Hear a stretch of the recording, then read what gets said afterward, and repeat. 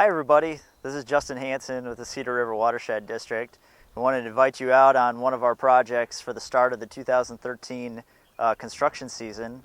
Right now behind me you see Wetland Restoration. This is called the Pinkava Alt project. We're located northwest of Austin, about 3 miles, and it's actually one of the projects we're really excited about. We've been working on it for a number of years, and right now we're into the fun part. We're doing construction. So when you look behind us right now, you see phase one of how that construction is being developed. We've spent a considerable amount of time planning through the winter and getting our project in line and on par for what we're hoping is going to be a really effective tool for water quality, flood reduction, and also some outstanding wildlife benefits as well.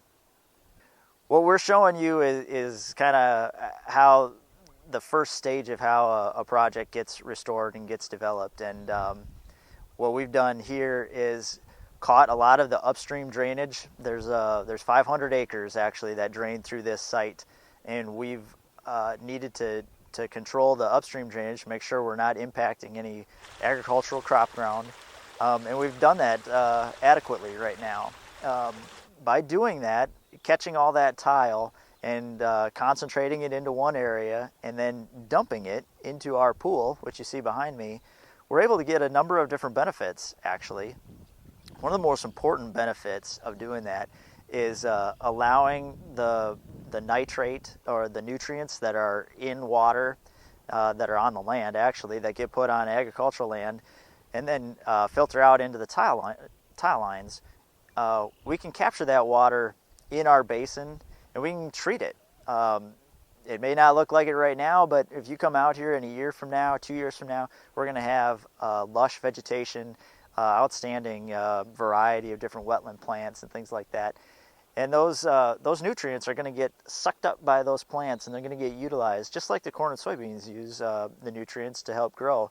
We're just transferring them down to our restoration project and putting them to work in a different way. Rather than sending them downstream and putting them into the Cedar River, we're going to use them upstream and get that treatment before we get down to the river. So one of the other benefits that we're going to get out of this project is the runoff. Typically crop fields, we're out here right now after a pretty significant May rain, where the land didn't have any crops growing on it yet, and it was pretty vulnerable to a heavy rain event. And so there was a lot of washing and runoff that came from the cropland. And once this project is in place, we're going to do a really good job of trapping that sediment, that dirt that's in the water, and we're going to hold it right on our easement right here.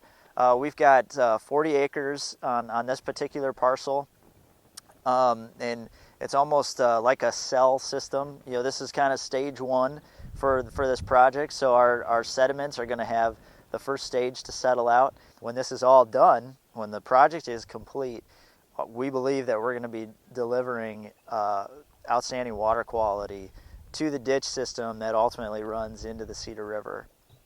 In addition to that, we also have a really good opportunity to get some wildlife benefits out of this project. One of the things that we've seen with our research in doing the studies of our existing conditions and potential projects that we could take on is that nature actually does the best way of treating our land. So if we can get this area restored to what it looked like 300 years ago, or as close to that as we can, we're gonna reseed this with native grasses and flowers and some really dense vegetation. What we found is that does an outstanding job of reducing our curve numbers, or the velocity that the water moves through our landscape. And it's very important in our area with all the flooding issues that we have in Austin and in the ag community surrounding Austin, is that it's important to knock down those velocities so that we can hold water on the landscape. I think what we've seen so often is the waters come racing over the landscape and are very destructive to our waterways. We're seeing a lot of erosion in our stream banks and the obvious infrastructure damage that happens when flooding occurs.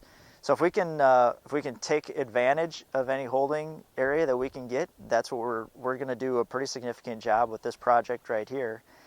And nature's going to help us with that. Native vegetation, the grasses, the flowers, we're going to attract a lot of habitat to this area while we're getting all those other benefits. So I think that there's going to be outstanding recreational benefits on this site specifically, but also if you think about the clean water that we deliver off of this site, that these landowners are making a little bit of a sacrifice to take some productive land and mix with some not very productive land, but we're going to take the opportunities that they've given us, and we're going to clean up the water, and the water that we send downstream is actually going to be cleaner to the Cedar. So what we found is there's so many people that are utilizing the Cedar River right now for recreational opportunities. That the Cedar isn't the cesspool that I think some people think it is. I think it's an outstanding resource as it is right now. We do need to take some steps to make sure it stays that way, and I think doing projects like this are gonna take a good step towards doing that. So thanks for checking in with us. This is phase 1 of the project. We will be coming back out here in the fall. Check back in with us. We're going to be doing updates and keeping you guys informed.